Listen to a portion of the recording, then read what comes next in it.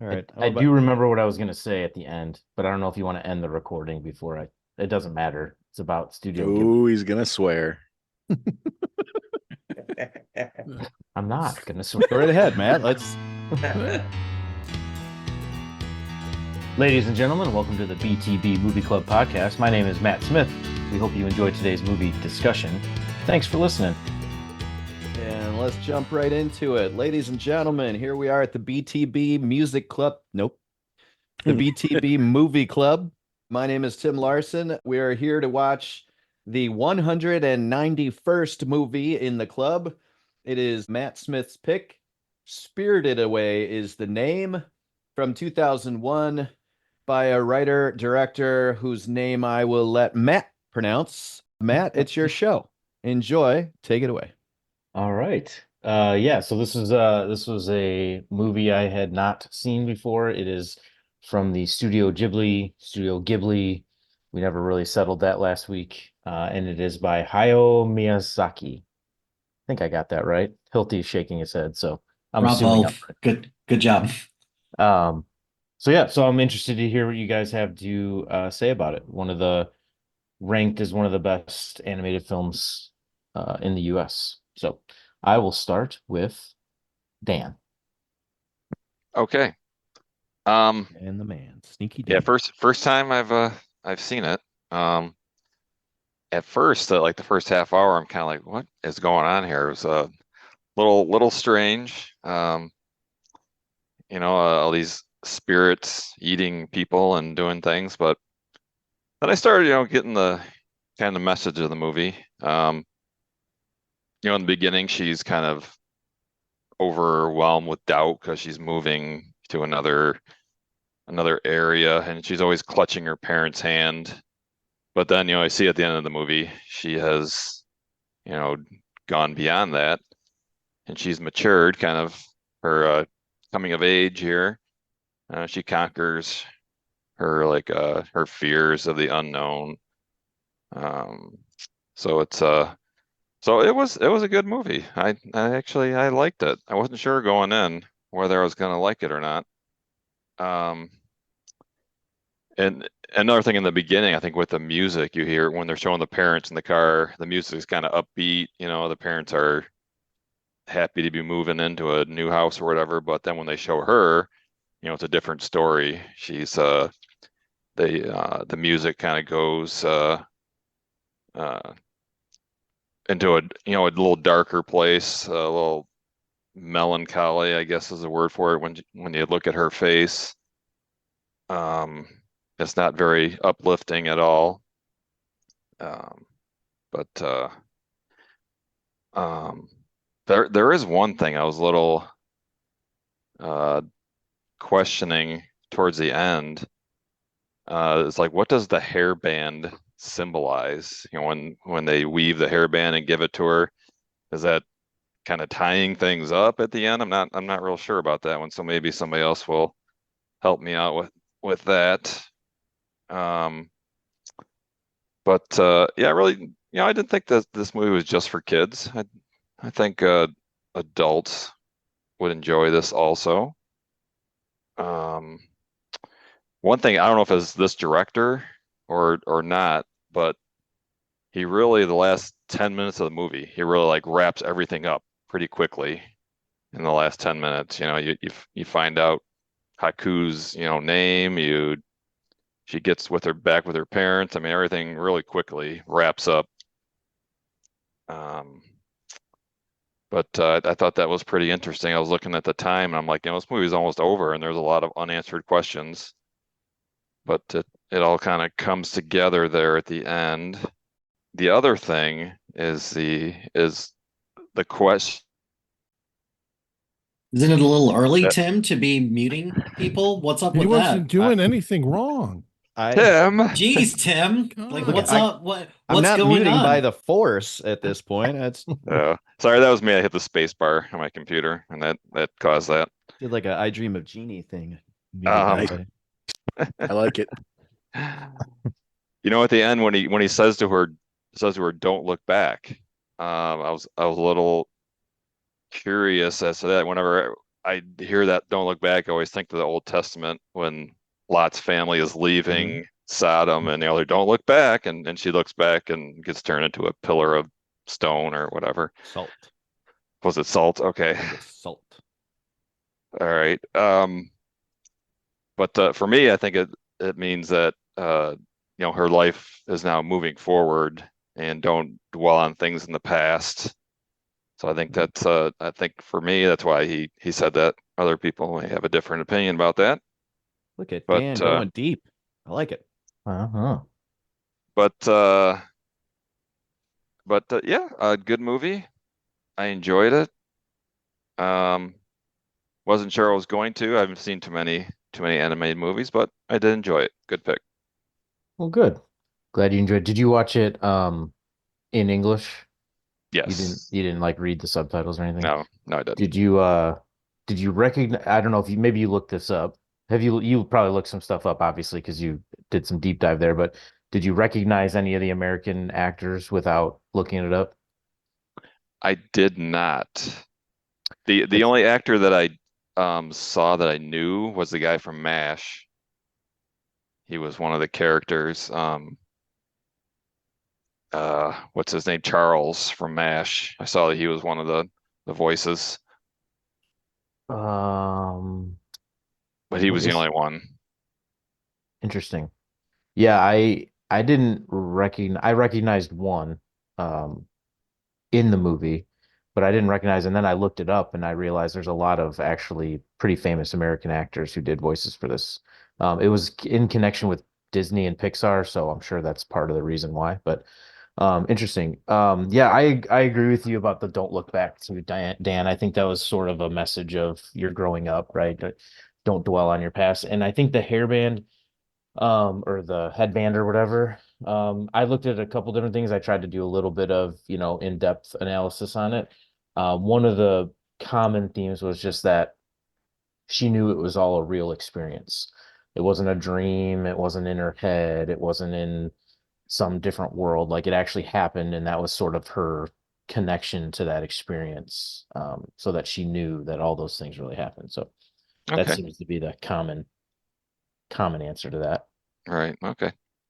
Yeah.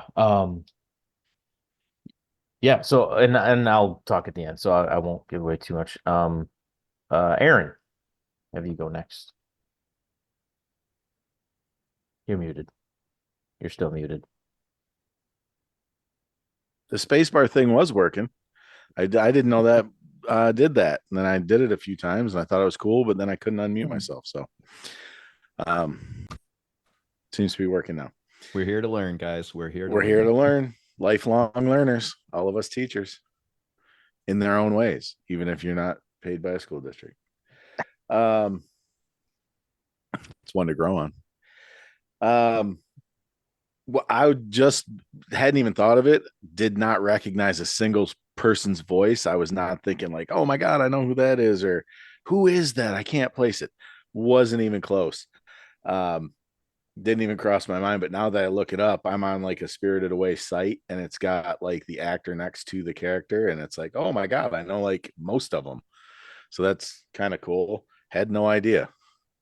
Don't want to step on anybody's toes with this one because it's not my thing, but thanks for bringing that up, Matt.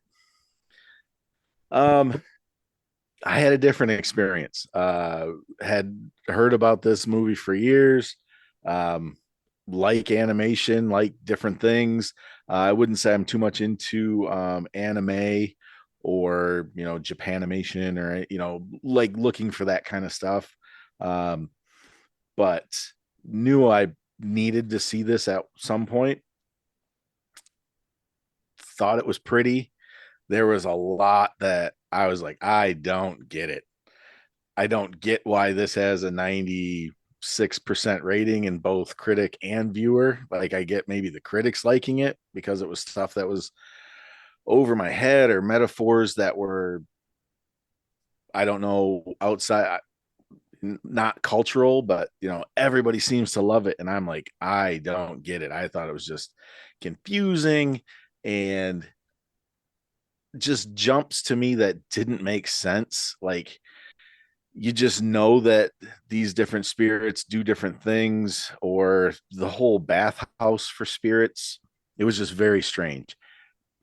And I don't usually have a problem with strange, and I didn't have a problem with it.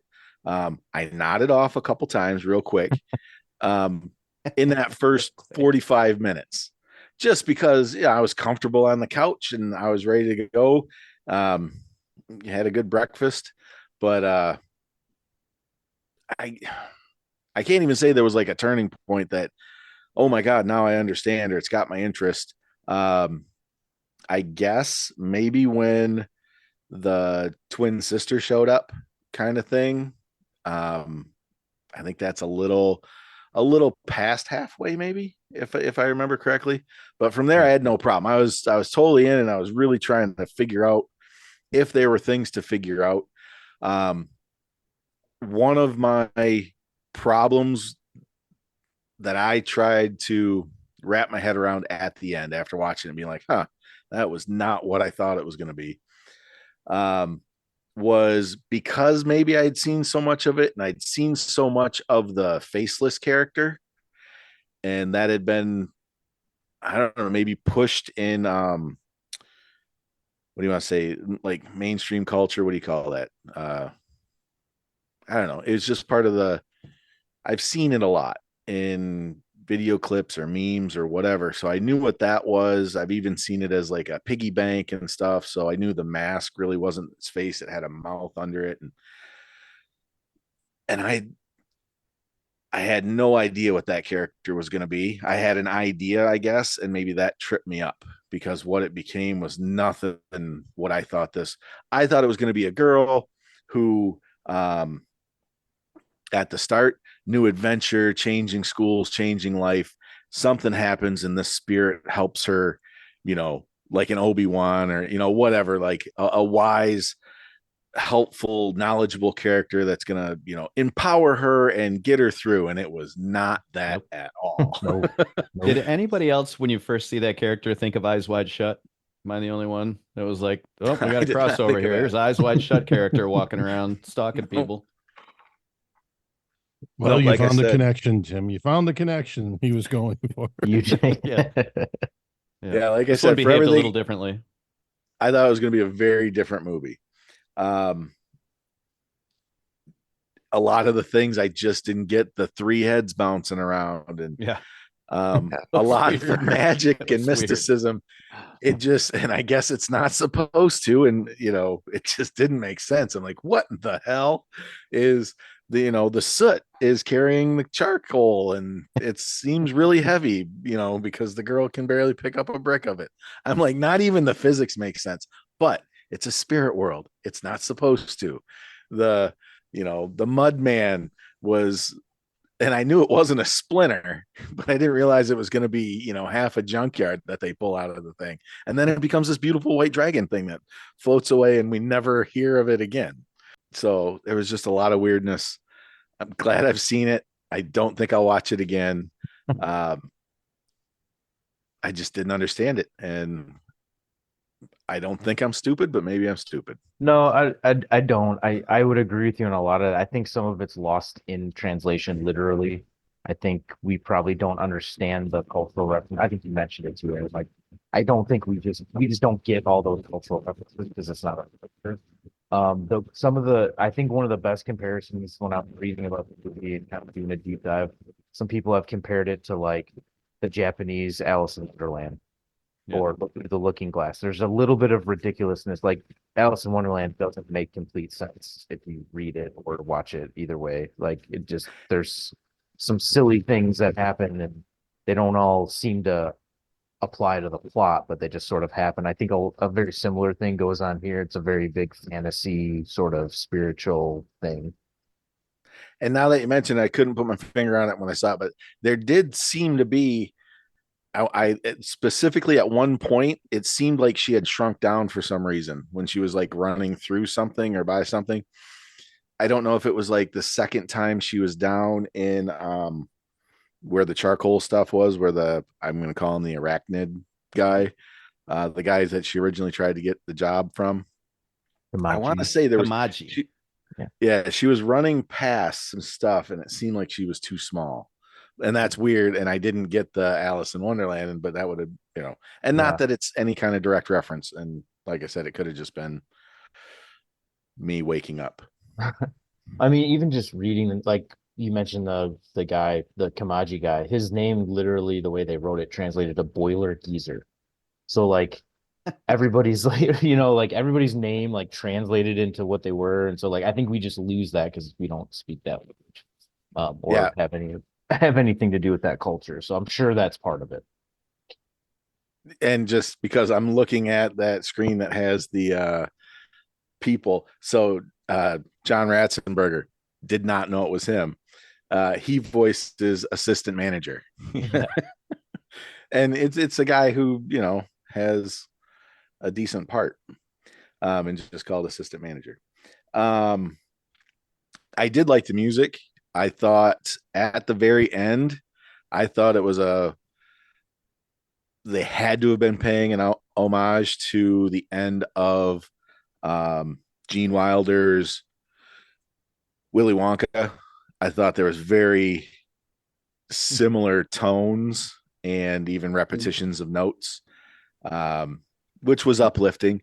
There was also, I liked the music. It was confusing because I didn't think it matched towards the start. Very uplifting and, high flute notes or piccolo notes or whatever. And it's like kind of scary what's supposed to be happening. But like, I think it was when maybe the spirits got off the steamboat or whatever that was when they came over. And it's like, to me, it just didn't match, but I still thought it was pretty cool. Because I thought the music was good. I thought the animation was phenomenal. So not saying I hated the whole thing. I'm saying there's parts that I didn't understand and that I found it confusing and I think took away from my overall enjoyment. So Appreciate that. Yeah, no, I agree. The music was great. Animation was great. So, and that might be why a lot of people like it too. They can ignore some of the other stuff because it is a pretty beautifully made film. So, yep. I don't think it's an accident that while they're in the car, it kind of sounds like an after school special for a little bit. Yeah. Until they get, through the tunnel, then the music changes. Yeah, well, Lauren Holly and Michael Chiklis are talking to you. Yeah. That's cool to see that. So when they went in, how long were they in there? That's a great question. I'd like to hear other people's opinion too. They were in there dust long.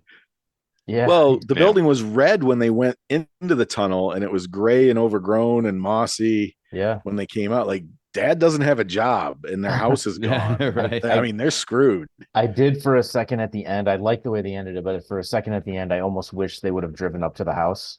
So you could just see, like, wait a minute, why are you people? Or it's just knocked down. There's a mall there or something. Right. Yeah. Just to give us, was it a day? Was it 6 months? Was it 9 years?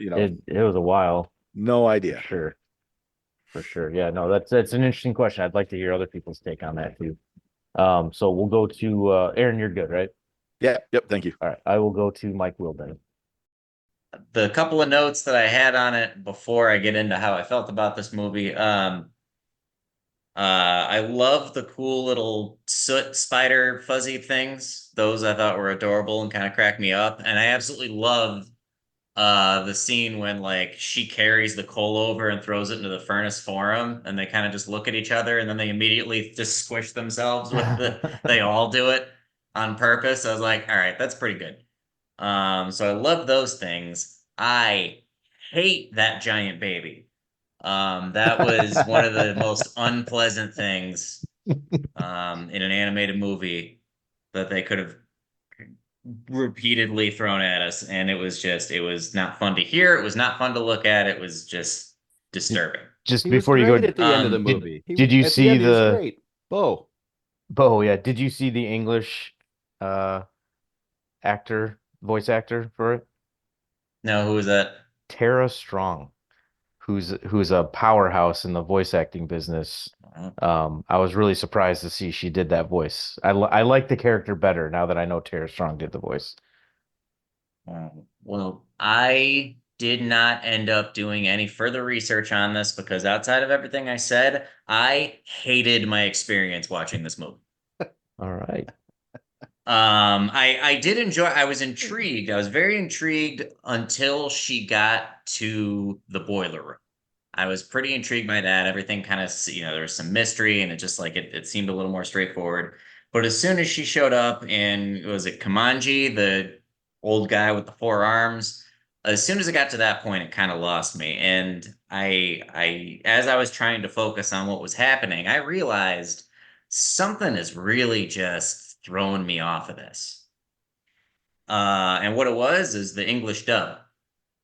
I don't know. I was talking to Tim about this earlier. He said he watched it in Japanese, not to throw that off for you or anything, but maybe it was just because my TV was older, so it didn't have that option with the Max app. I don't know, but I only had the option to watch the English dub. And, I enjoyed Pokemon and Digimon and some other animated stuff. There's some anime back in the day. I get it. The English dubs can be hit or miss, but I felt like this was all miss. To me, the English dub for this was so bad that it actually took away from the story. Aaron, you were talking earlier about how like you didn't really quite understand what was going on. I remember watching this, and we said the animation is great, and I was like, I feel like this story should be very, very good. And in Japanese, if I was reading what they actually were saying, that like with the English subtitles, I'd probably really enjoy this. But I was just listening to this shitty English dub. It felt like the dialogue was written by a room full of children, and before they actually wrote the dialogue, the producers came in and said, "All right, here, you've got an hour." Like it just is kind of thrown together. Like they're talking about plot points, and then like the old lady is just says something like, "Oh, that's not good. We're gonna have to clean that bath out later." Like that's not important to what's happening. Like they're trying to free the spirit from this mud, and she's talking about this. It's like this. It was just there was a huge disconnect. Okay, For Mike, me are you telling between me that if so, what I had the option of was the 2001 Japanese with subtitles or 2002 American um, dub. If I would had have none watched of the that. Japanese with subtitles, the words would have been different from what I was hearing. I would have That read something that's different. always true because they have I to didn't fill know that. stuff in that don't they have to fill Yeah. stuff in that wouldn't Yeah. make sense to us if we Yeah. didn't hear it. So And I never with knew English that. dubs, with English dubs for anime, they don't always succeed, but they try to make the words fit in with the way their mouths are moving. So if they're saying things in Japanese in the animated version, it's not like Godzilla where somebody's going to be like, "Look, it's Godzilla," like where their mouth is moving and they're clearly not speaking, they're just speaking over it. sometimes I wish this It's wasn't an audio only Yeah, podcast. can I see that Yeah, again? I'd like to see that again. Because that was actually I did really it good. once. It was really good. Thank you for that. But it wasn't like it's not like that. They actually try and fit words into it, so like they can come across as kind of quirky sometimes.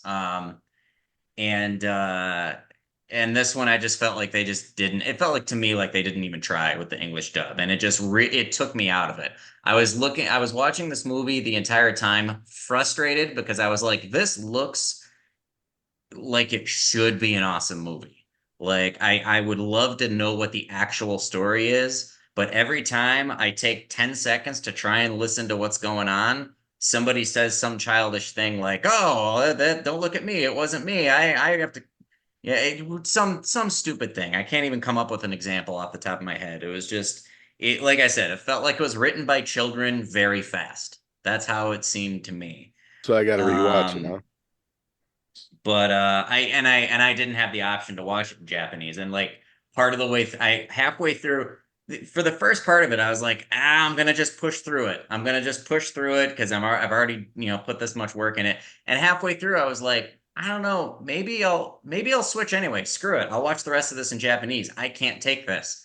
And then I looked, and again, maybe it was just because my particular TV is old, so the app wasn't out, wasn't updated. I don't know, but I didn't have the option to watch it in Japanese. And then my internet went out for a little bit, and my reaction was, "Oh, thank God," because I had an unintended break.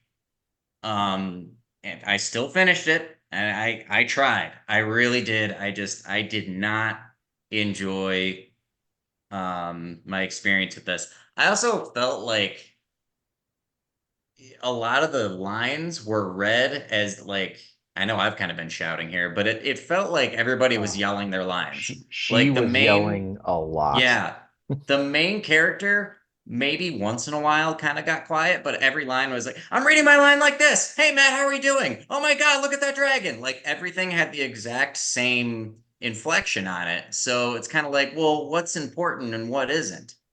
You know, that's, I mean, if you're that's part of why it was just such a disconnect for me. Um, but yeah, I don't know. I would have I wish that I had watched this in Japanese so that I could have given it a fair chance and hopefully actually enjoyed it. I'm sorry, Matt. I think it's a good pick. It's just it was my Yeah. TV's fault for not letting me go to the way I wanted to watch it. Well, like I said on But yeah, my Max app through my TV, it was I had just searched it, voice searched it, and both came up, and I had to look up which one of these do I want to watch, and it told me that 2001 was the Japanese version with dub or with subtitles, and 2002 was the American dub. yeah. I am gonna go back and watch it again and see, because I always thought they translated it and the people were just reading what would have been on the screen in front of me. So So Well, it's when you funny. Yeah, go ahead, Mike. Sorry.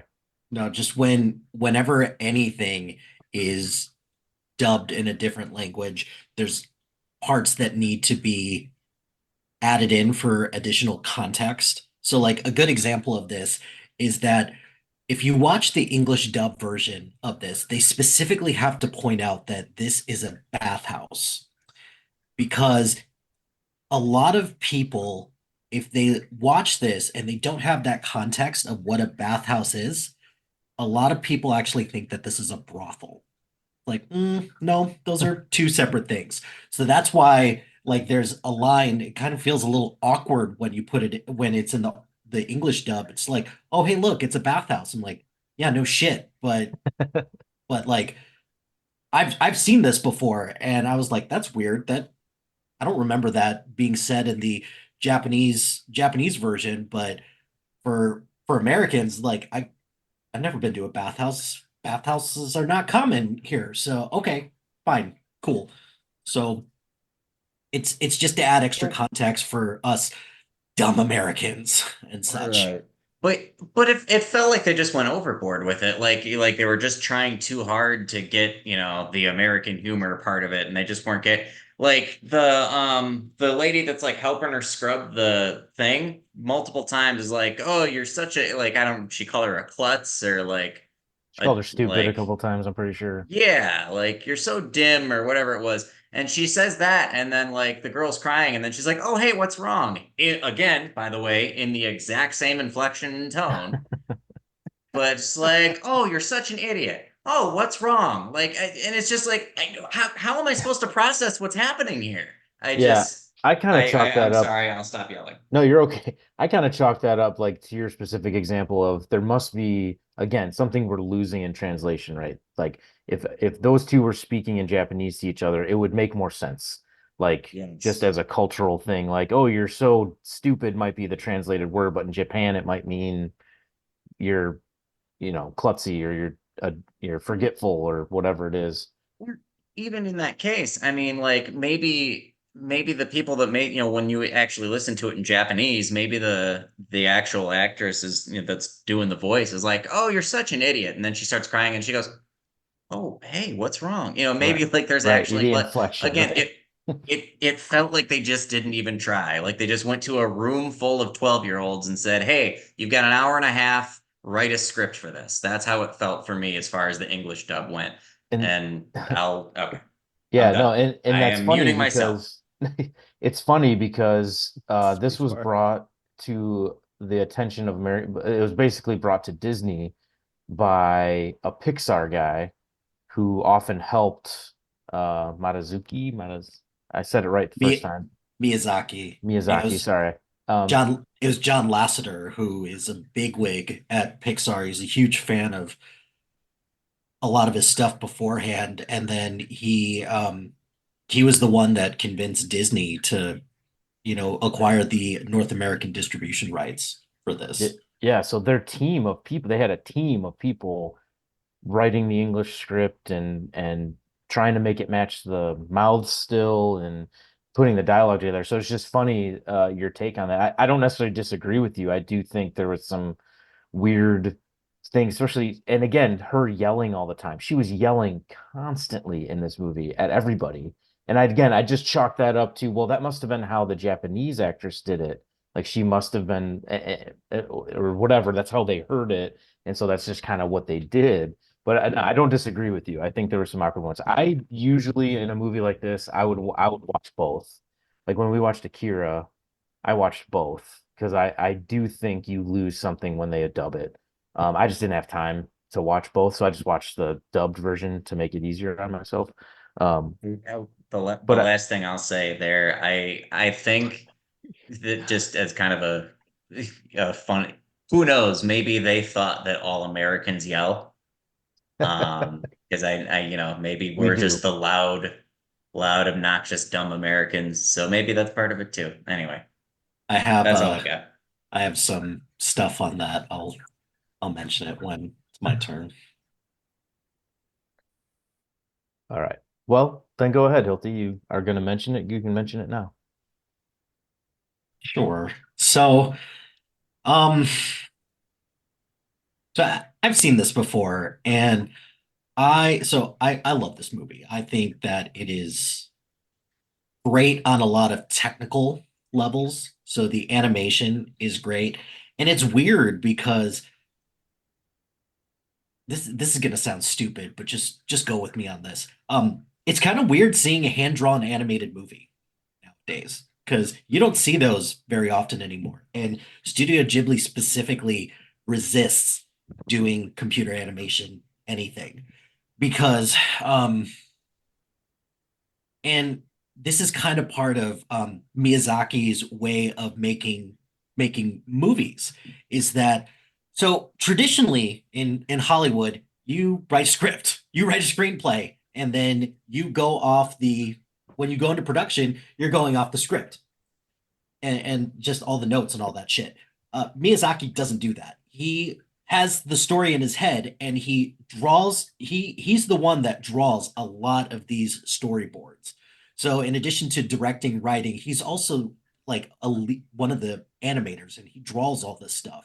So sometimes it helps the story kind of grow organically in a way, but also on another way, it also sometimes makes the story a bit of a mess. And I think in other instances, this is a mess. I particularly like this story a little bit because Matt compared it to Alice in Wonderland, and that's kind of how I compare it as well. Is that I agree wholeheartedly on that. It is kind of like an Alice in Wonderland type of thing. So, um, Matt, I'm kind of curious. Why did you pick Spirited Away over some of the other ones? So I have never seen a Studio Ghibli movie before. So my thought process was, well, this one was really popular in America.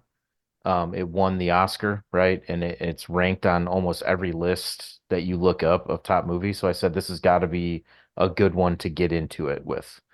So I did read up on some things, and it was not the choice given by everybody for, hey, you should start with this one. Some of the older films were, but I decided for this group, it might be easier for all of us to sort of dip the toe in with something that other Americans clearly enjoyed. You're muted. There you go. This won an Oscar. It Oh did yeah, for it best won animated. best animated Wow. Oscar. Not And even not even foreign language. Like it was period best animated.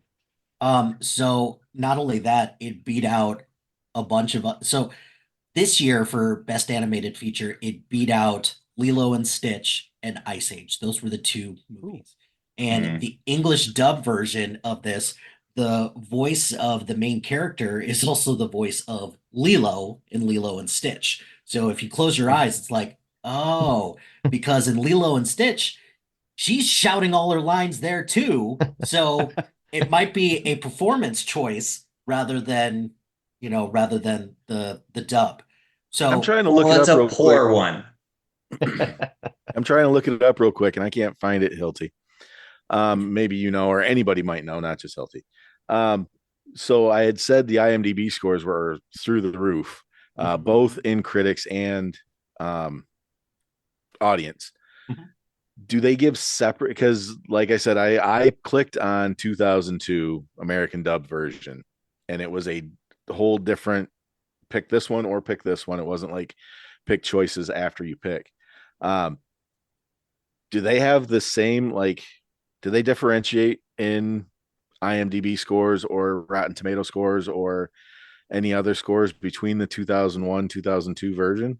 No, they don't. It's just all kind of compiled into one. You'll see it in the reviews sometimes. Some reviewers are would say it's like, yeah, I watched the dub version, didn't get it, didn't like it. And also, this is to say that's completely fair. Like the unless you're, very invested and steeped in Japanese culture and Japanese folklore, you're not going to get a lot of this. And that, like, I'm not, and I was lost a lot of the time as well. I had to do a ton of research on a lot of this stuff, and I kind of equated it to showing the Japanese Shrek, because it's like, oh, here's all these fairy tale creatures and fairy tale people that you're not going to know anything about. Have fun, type of thing. So it's That's a good analogy right there. Yep. so if you came away from this not understanding it, yeah, you're probably not going to, and there's absolutely nothing wrong with that.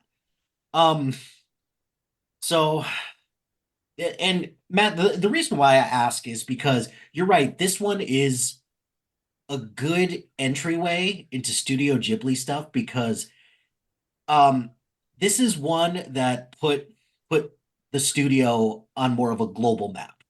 The one that was released before this, I think it was Princess Mononoke, was the one that kind of brought them a little bit more prominence. I would highly recommend checking out more of their stuff because you do notice that there are a lot of consistent themes because Miyazaki has his fingerprints all over these movies. And the main themes that you're going to find with a lot of these movies, a lot of these movies have a young or a female protagonist. And the reason why is because Miyazaki very much believes in feminism, but also he thinks that younger younger characters, they're sometimes a little bit more accessible to audiences, particularly for adults sometimes. And I'm not necessarily sure I agree with that all the time, but he wants to make kind of wants to make the stories a little bit more relatable and a little bit more accessible to everybody. And a lot of times he doesn't like to tell stories about kids growing up per se, because I even though I equate this feels like a growing up, a story about growing up, Yeah. in a sense. Dan, when you mentioned the hairband, I equate that to, she's growing up in a sense, in addition to, all of this kind of being symbolized as being real. But I Miyazaki has said that he didn't want it to be about like coming of age. He wanted it to be something about I she unlocked something that was already inside of her to begin with. So not so much growing up, it's just realizing the potential that you have in the first place, which I'm not necessarily sure I got all of that, but I see where he's coming from perspective. Um, he Miyazaki also is very big on the environment as well. And you have two scenes involving cleaning water and rivers and things like that in this. So not as prominent in this, but still something nonetheless that he explores in a lot of other movies. one of his other big themes and kind of just Studio Ghibli does in general is this notion of the westernization of Japan. And how you can kind of interpret that is, so you look at the bathhouse in general and how a lot of the spirits, they are living a very Japanese traditional lifestyle, very minimalist, very traditional Japanese clothing, all of that stuff. Um, so for example, the parents, they're driving a nice modern car, and they're wearing Western clothes, and then they engorge themselves and they turn into pigs, which I think is a bit on the nose, but whatever, it's fine.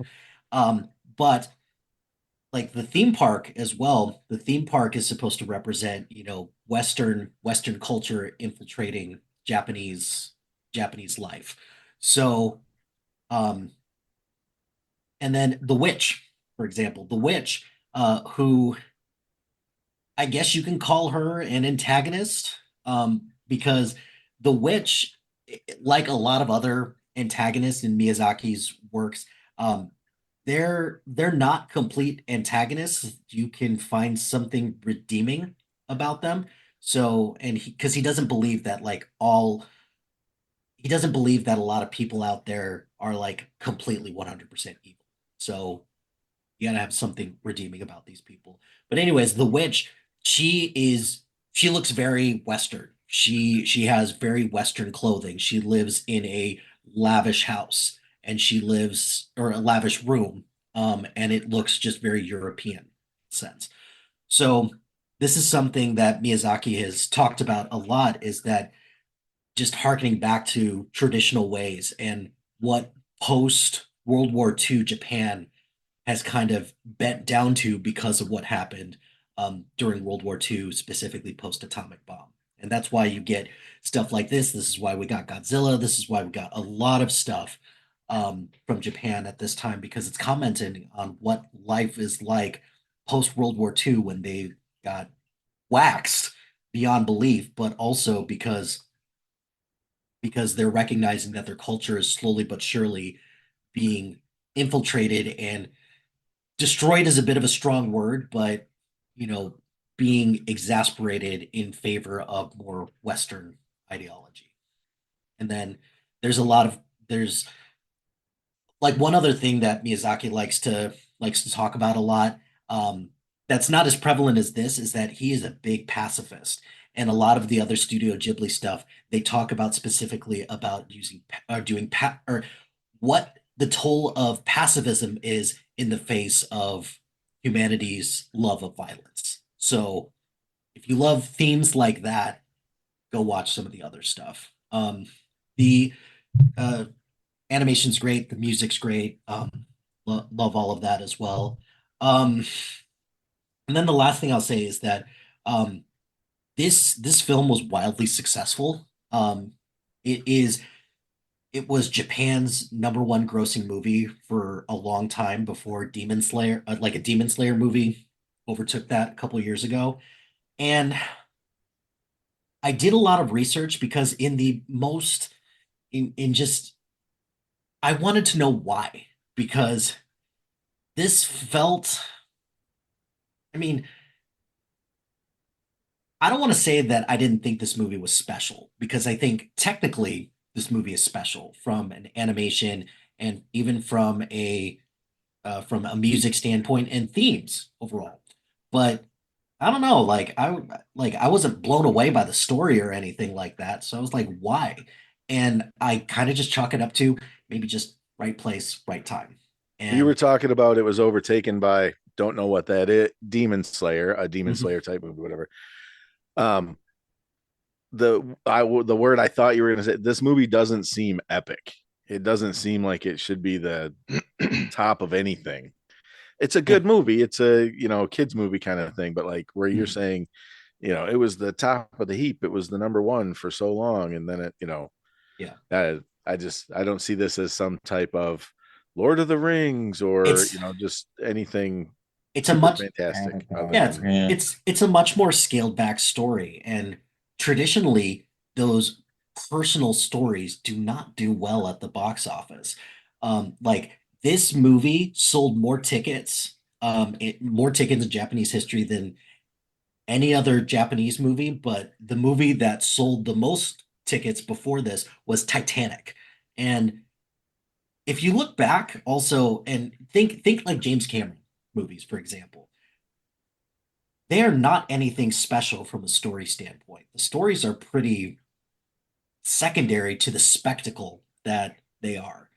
And I think that's kind of what I chalk this up to is that the spectacle of this sometimes trumps some of the story elements, and you go to the movie theater for spectacle. You don't go to the movie theater, expecting, huh, I just want to see a really good story. It's like, no, I want to see shit on screen that I really, really enjoy. So, like, this is the first Studio Ghibli movie to have Dolby sound. So the sound must have been amazing for this. And you can kind of tell because the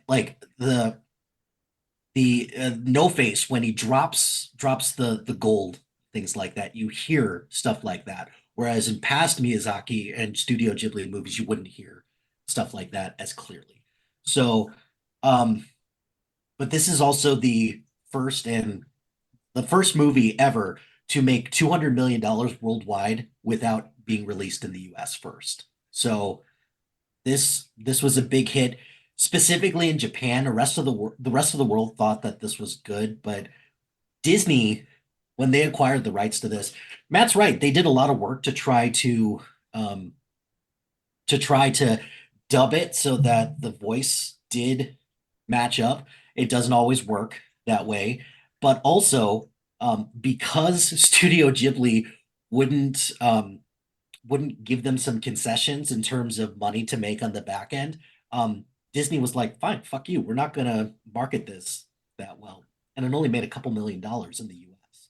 So most of the gross is from Japan, and it's tailored specifically for a Japanese audience. But there are still some things in here, like animation, themes, and music, that I still find very moving, beautiful, and a good flick to try out. So all of this to say, check out other Studio Ghibli movies.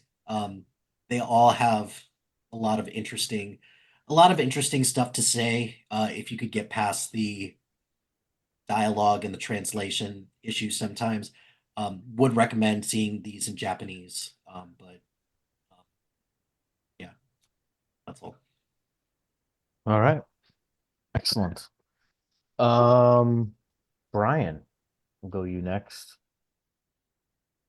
Sure. I hadn't seen the movie before. I did watch the English version, so I do have the same feeling as others that you lose a lot in the translation. Um, excuse me. I actually had texted Matt on Wednesday asking if he knew if they were both available because I couldn't find the Japanese subtitled version also on Max. So I think I will try to find it and watch it because like Aaron, I feel there was things that I missed that one of the big things was I kept hearing them say, go to your baba, not ya baba. So I thought that was like her grandmother. Like it was enduring, which was really weird that her grandma treated her like such shit. So you're still on mute, Mike. Nope. Now you're really muted. I think something went wrong. Okay. Whoever created the space No, bar incident, God damn it. Yeah. It's Dan. So are good. So Yeah, you can. I was just gonna say there was one point when she's in the boiler room and like the assistant girl is there too, and they're like, "Who's this?" And he just goes like, "That's my granddaughter," and they never bring it up again. And maybe it's just me. I don't know. Maybe I just missed it, but like that was just very weird to me too. That's in the Anyways, Japanese I'm sorry. version Go as ahead. well. Yeah, I think it was It a is? joke. I think it was supposed to be a joke. Like Okay. clearly I have 4 arms and I'm running a bathhouse. Spoiler, I don't know who that really is. Sorry, Brian, go ahead. The coal, the soot taking the coal, I kind of got a Fantasia moment from that scene. Yeah. The girl who was treating Sin poorly and then, like you said, asking if she's okay. I thought I picked up on something where they were talking about she was helping cover for her. So she was kind of treating her bad in front of people, but really she was there caring about her because Haku wanted to protect her. So I don't know if I, I don't know what that is. Oh, the other version on there. Yeah, they're I both didn't say I worked hard at it, Hilty. I mean, something about a fifth of vodka. I don't know. I was Wednesday. I didn't drink at all Wednesday. Oh, So I Did you watch? So you watched it on a Friday then? no, I watched it on Wednesday. I put it in on HBO Max and then I went into subtitles and it didn't have Japanese. So I just watched the movie. So yeah, I got the idea of this was a coming of age. This is what love looks like. This is why you don't understand what's going on. And enjoyed that part of it. And I guess I don't really want to talk more about it, and we won't revisit it, I know, but I will definitely watch it with the subtitle in Japanese and see if I get a different idea about the movie. I was confused when when you were talking about the English or the American actors doing the dub over, because when I looked it up on IMDb, I didn't scroll all the way down to see the names. IMDb does not make it easy. They put it way down there. Yeah.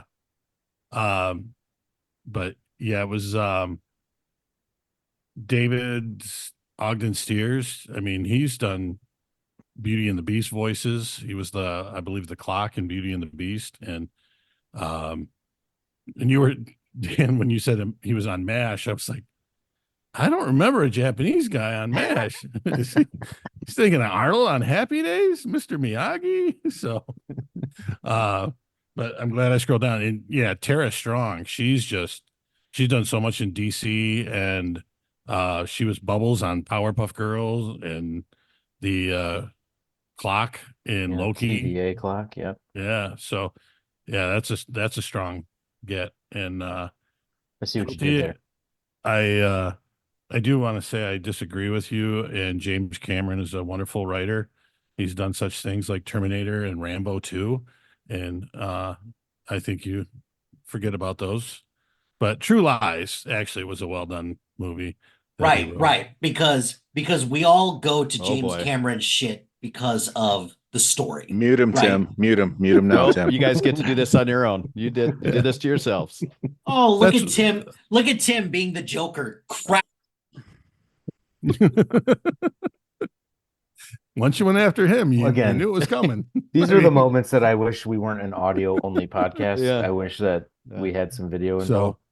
He must have space barred himself. I don't know what happened there. Yeah. Not the space bar.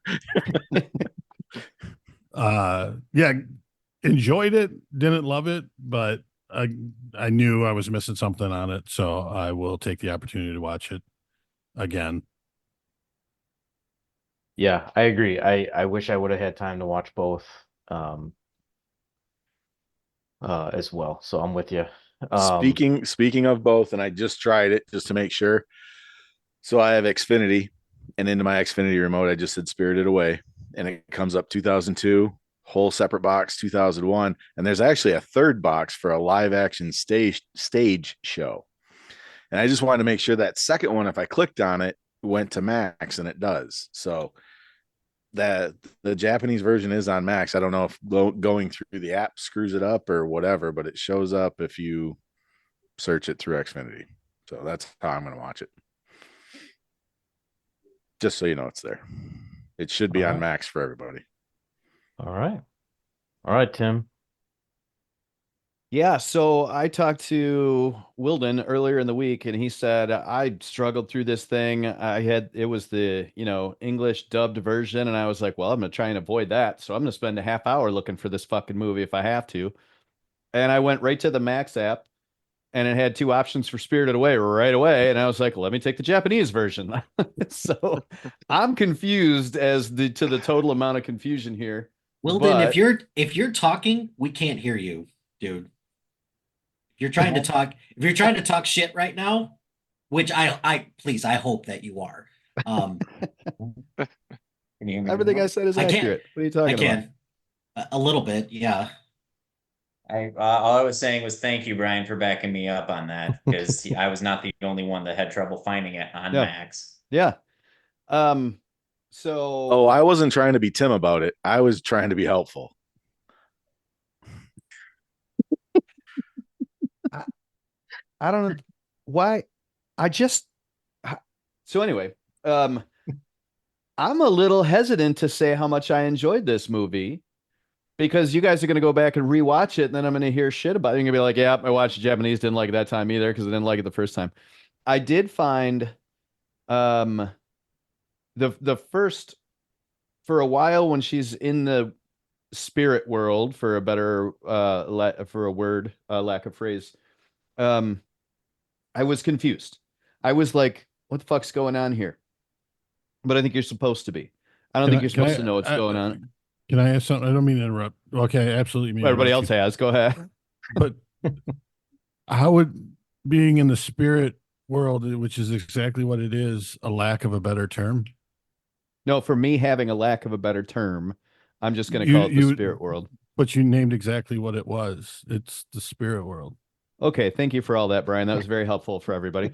But So did you see the size of that for chicken? the fuck's sake, how many fucking people can I meet at one time? So there was confusion when she first gets there. And like what the hell is going on? But then it starts to come together. After she gets the job, and you're getting explained the job as she's getting explained the job. And so I took it as I'm supposed to be just as confused as she is. They wrote it that way on purpose. And then I'll start to figure it out later. And while all of it doesn't end up making sense, you do start to get a feel for what they refer to as the rules, right? There are some rules, and she doesn't know when she's breaking them at first, but then she does know when she's breaking them later. So I think it's written in a way to sort of make you go, what the fuck's going on? And then you just sort of start to get it together. I did look up, not a lot. I didn't do a lot of research, but somebody referred to this as a liminal journey. Have you guys heard this phrase before? I've never heard it. As A opposed to liminal, subliminal? nope, a liminal journey. Liminal? Well, that's what I mean. It sounds like it. Right, I don't think they're connected there. It's it's not specific to just Japanese culture. It's a rite of passage where in the middle of the rite of passage, as you leave maybe like childhood or your first stage of life, and before you get to adulthood, there is a confusing time in the middle. And I think that this is a good visual representation of that concept. There's a word for the spirits in general, and I don't know if I'm pronouncing this right or not, but it's kami, Kami is what I came across. I think it's kami, Kami, great. I That's great. believe. And this is Japanese culture, which we wouldn't get. And this director said that even in his grandmother's time, he remembered that people believed that there were spirits all over the place. There were spirits in the water, there were spirits in the trees, there were spirits in between human beings. And it wasn't like a main deity, it was just like a population of spirits all around you. And he took that and put it into, this world here. I also wrote down Alice in Wonderland and Lion Witch in the Wardrobe and Harry Potter and Game of Thrones. Like, I like that you get into this world and it's got its own rules. In all of those stories, and some of them, the plots are better than others, of course, and easier to follow and whatever. But in all of them, you do get your own set of rules and characters and hierarchies. And I like a story where you leave reality and you get into a new place that has its own rules. And I did like that about this. Nobody mentioned Falkor, the luck dragon. I think we can't get out of this conversation with talking about Falkor, the luck dragon from the Never Ending Story, because I saw him in there at least twice, and I thought that was cool. Miss you, Malo. Yeah, indeed. The No Face character. I did not get this at all. Aaron brought him up, and I read this, and it makes so much sense after you read it. The No Face character reflects people around him. So when he runs into our main character, Chihiro, he's super nice and calm. When he runs into people who are greedy, he eats them and he wants more. And then once she gets him to eat the little turd ball, and he throws everything up, and he's just around her, or he's around the nice witch whose name is Zeniba. All of a sudden, No Face is very nice, and that's why she keeps him so he won't be affected. Because she does say something like, "You got to get out of this bathhouse. It's did. bad for you." Yep. Right. And so I didn't get that on my first watch. I read that after, but it kind of makes a little more sense. So I absolutely loved the end of the movie when they come out of the tunnel and they're very confused by the amount of time that goes by. I agree. Like, they just get in the car and drive away like it's no big deal. But where the hell are they going? Like, they, like Aaron said, like, they don't have anything. But I did enjoy the fact that added a reality to what happened. This wasn't I hit my head and I fell asleep, or Wizard of Oz, where, all this happened in a dream. The idea is this was some kind of rite of passage, and it did take time, and the parents weren't aware because they were busy being pigs. Gorging themselves. Yeah, they were busy being pigs. Was there a point I may help clarify, or somebody clarify for me? Didn't they say something like, if you're there overnight, you're stuck there forever, or something like that? Wasn't there a timeline put on it as how long they could be there before they were stuck forever? Yeah, the guy Haku, is that his name? Haku? That first night he told her that if you're here overnight and you disappear, you'll be disappeared together forever. But he put a spell on her and then went and told her to get the job, and if you get the job, then you're safe.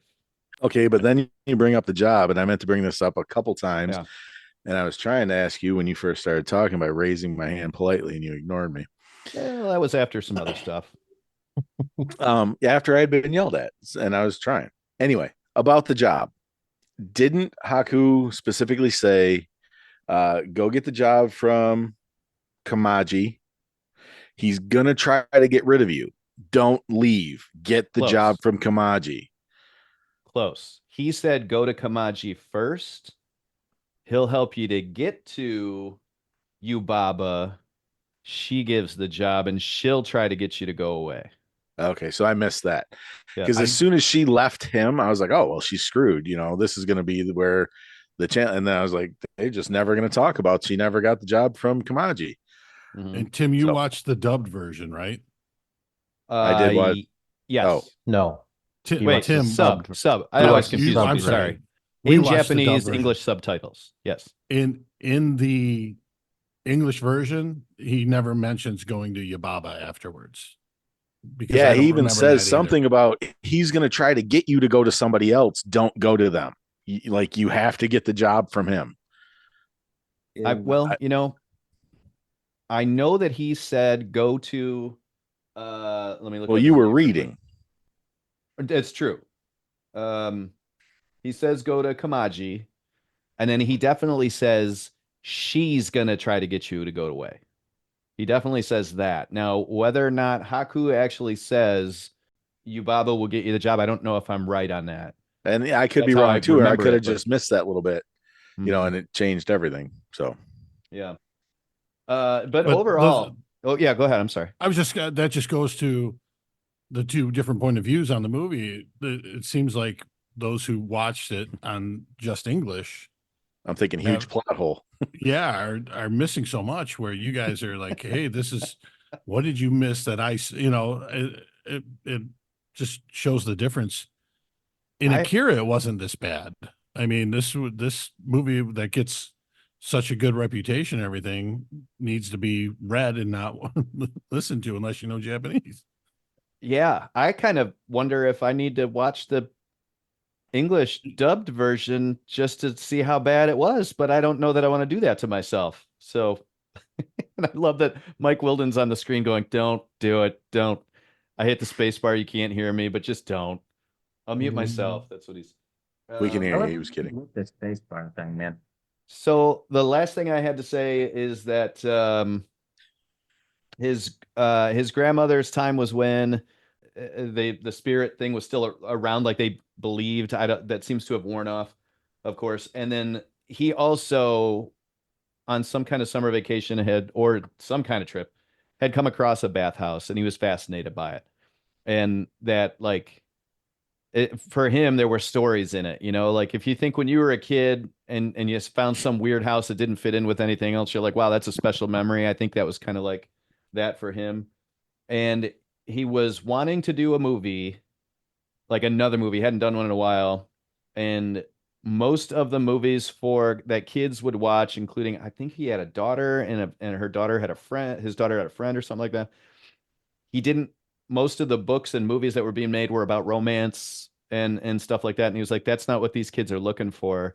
He wanted a female character that girls could look up to, like a female hero that girls could look up to. And it makes perfect sense after you read that she's always nice to everybody, and she never gives up, and she ends up overpowering the evil that's sort of stacked against her. So I like what he did. I liked it. I don't know if I loved it, but I had a pretty good experience with it. So I'm glad we watched this. Thank you, Matt. Another thing that I was raising my hand about, like, thank you for bringing that no face description. Now, Yeah. I don't know if that's a type of spirit that a Japanese person would recognize they're like, oh, it's, this is his personality or his power or whatever you want to call it. Right. If that was something I just completely missed, but knowing that makes so much sense, just making handfuls of gold for the greedy people. And, I'm Right, like, yep. right. As soon as you were saying that, I was like, fuck, that would have changed everything. Yep. Or And I, a again, big after chunk. I watched it, right? Read it Right. after I watched it. And I was like, oh, that's because I didn't understand why he was so mean. And then all of a sudden he wasn't, just because he puked. I don't get nicer after I puke. Nope, that's all I got. Thanks, Matt. I'm Well, glad we good. talked about this movie. I mean, this is out of our comfort zone. So great pick. Yeah. Can you hear me? Yep. Okay. Yeah, so I'm glad you guys liked it. I watched the English version as well. So I'm gonna go back. I will watch the sub version because I do enjoy that. I think I liked it. Just to get my 2 cents out there if you haven't figured it out. I love the animation. I love the music. The score is great. Seems very other than a little bit in the beginning, very traditional in what I consider like a traditional Japanese sort of music. Couple things. Tim, you talked about um, the confusion, right? We're supposed to feel a little bit of that confusion. I did anybody else think it was weird that she like adjusted to that situation like super fast? I know they had to move the movie along. Right. Like I get that that's part of it, but it's like your parents are missing. They turned into pigs. You're freaking out, and then the You're like, next I'll wash day, this floor. I'll try yeah, really hard oh, washing this I'm good floor. now. I'll just get this job. Yeah. So I did read that the original first cut of this was over 3 hours long. Oh, So Oh, there you go. that's Probably probably some in there. where some of the stuff ended up on the cutting room floor. And I will admit also this movie is as well. It's over 2 hours long. yeah. For an it's long. animated movie, yeah. Yeah. What was it, 205 or something, or two? I did. I was like 40 minutes, 48 minutes into it, and I paused it and I was like, how is there still an hour and Yeah. whatever left? Yeah. What is going Yeah. on here? But I never felt at the end like it took too long. I liked it. I do think her being a 10-year-old who met up with Haku, who she trusted for some reason, helped her to transition quicker to Sure. what she was doing. Yep. Well, yeah, and we do find out later that Haku knows her because he's the river Right. spirit and he's seen her before. So maybe that's how they sort of explain that away. Like she feels comfortable because she actually remembers him, which is fine. That's fine. I doesn't bother me at all. No, I just thought it was really good. I don't know if think it was I built it up a lot in my own head. I had never seen this before I picked it. And hearing that it's the best Studio Ghibli movie and it won this award, and I think maybe I built it up a little too much because I was watching, I was kind of like, yeah, this is fine. This movie's good, it's good animation, it's good music, whatever. So yeah, I do want to watch it again in sub and just maybe that'll help a little bit. But what else did I want to talk about? Yeah, she's a 10-year-old girl. It does get a little weird with her and the 1,000-year-old spirit Haku. They get it's kind of like, what's going on here? I thought they were gonna kiss at one point. Yeah, there was Yeah. one point where they're really close to each other and they're talking. It was kind of like, okay, and they didn't, and that's good. I'm glad they made that decision. That was a good decision. Um, uh, what else? Yeah, no, I thought the twin sister thing was kind of weird, but I get it. I read that Yababa was sort of based on Baba Yaga. Is that the right? It's a witch in some other culture's mythology. I thought Baba Yaga Yeah, was the guys. boogeyman, It was John Wick. Yeah, Yeah. John Wick. It was John Wick. Yep. Russian boogeyman. Yeah, yeah, Baba Yaga. Yeah, the guy who did the Haku voice, by the way, is James Marsden. James. Anyway, James. yeah, he was Max Goof for all of you Goofy movie fans.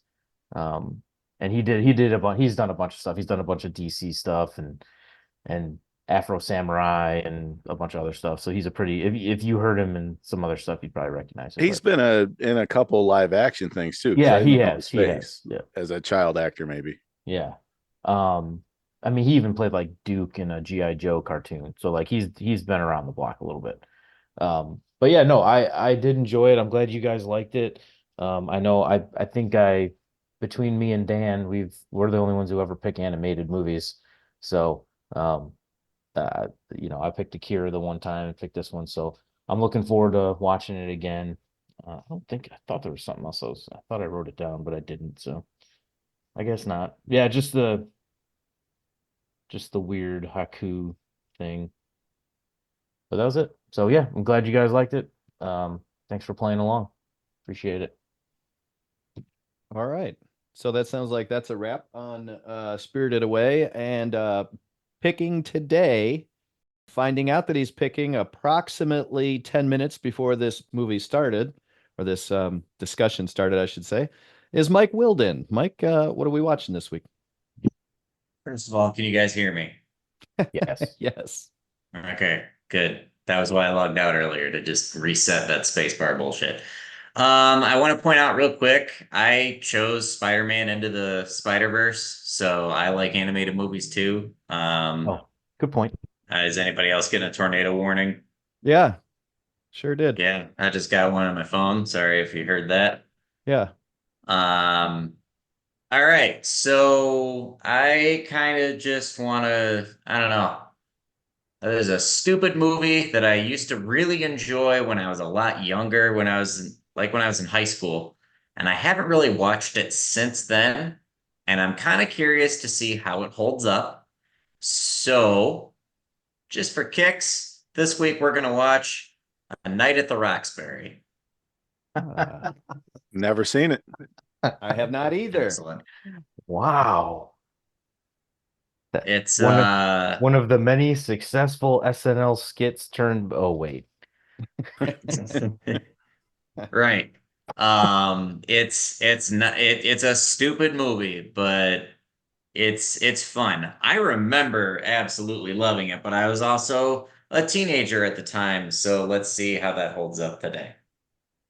Wilden, when you told me that you were looking for that you were thinking about a dumb comedy from the early 2000s, this is not what I was expecting because it's not from the 2000s. So I was like, Oh, my oh, bad. Close I enough. knew about it in the 2000s. That's why. got it. That's Is why I this said it before that the way. My 2000s? apologies. You're correct. 98. Probably like 98. Yeah. Holy Those shit. those skits were mid Yeah, to this late was 90s. with Chris Kattan, That's Will true. Ferrell, and then the third one was always like the host, right? The Mhm. host always did the third guy. The only one I know of is Jim Carrey. I never even saw Tom one of those Hanks skits did with it anybody once. else. Martin Tom Short. Oh, really?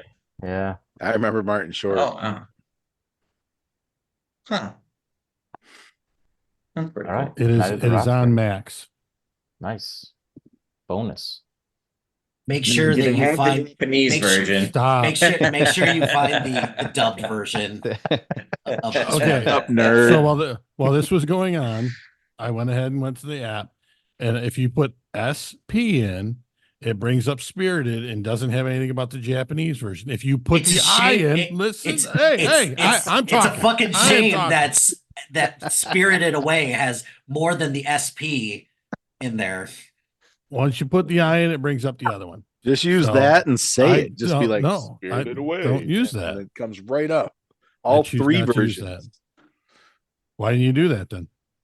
That's what I I did. didn't know that there were I like chose didn't know- I chose the English version because I speak it English. Well, Well, and I did the same thing you sort did, of. Brian. I typed in Spirit until I saw Spirited Away. I knew the movie was Spirited Away. I was like, oh, there it is. Cool. I didn't think that you had to watch two different versions in order to get like the same movie. Like that's so yeah. Anyway.